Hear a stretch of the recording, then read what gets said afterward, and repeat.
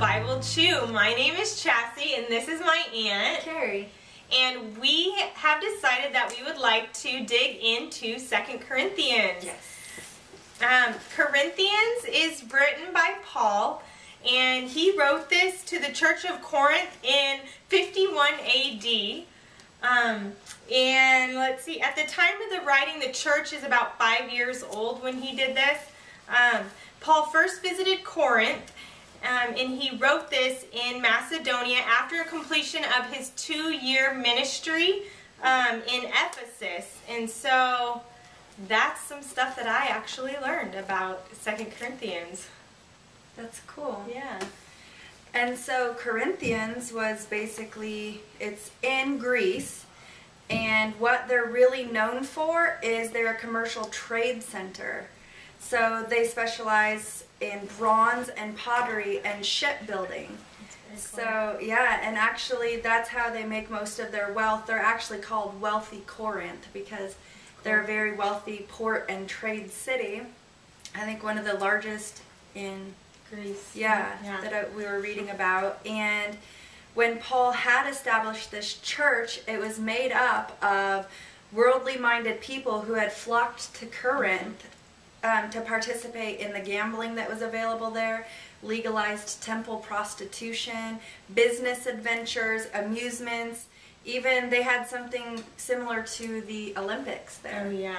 So they had even an Olympic sport of debating. Yeah. So they would just sit around and debate. So maybe in Corinthians you'll find Paul kind of maybe debating or having arguments, and that's him trying to reach the people at their level of understanding. So that's kind of cool. But in that, that's also who makes up the church.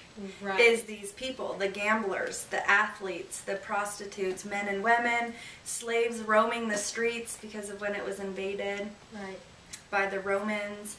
And all these people have to learn how to live together in harmony. And despite their cultures, their social and economics, their religious backgrounds. I don't know if you've spent any time being a missionary, but if you're in a different culture, there's a different mindset. I have not actually. Yeah. I have actually. I spent about 2.5 years in the Philippines, and boy, is it much different than America.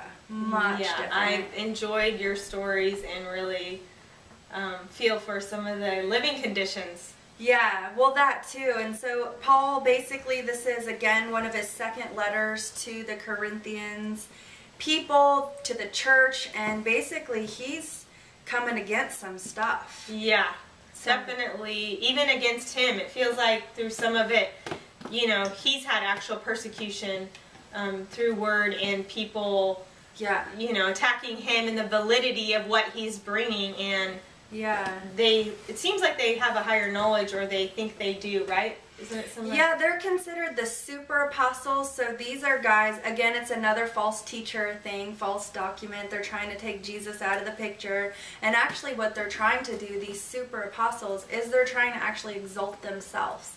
It's about their physical appearance. It's about what they know.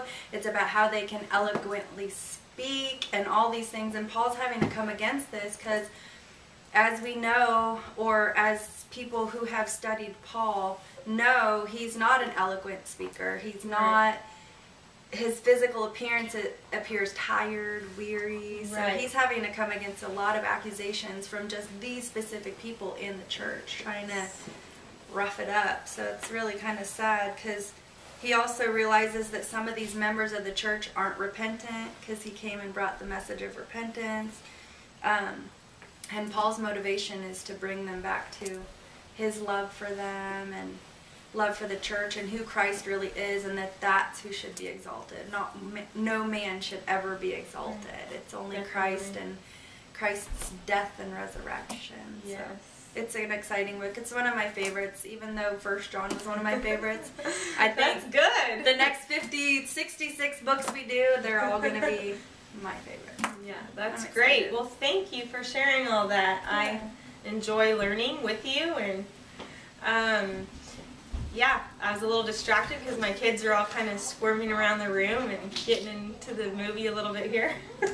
That's what makes life real. Yeah. You gotta do what you gotta do. Yeah. So great. We're excited. excited. Tomorrow we're going to step into the first chapter, and I need to do some studying. I'm looking forward to it. So we'll see you next time. Okay, Bye. bye.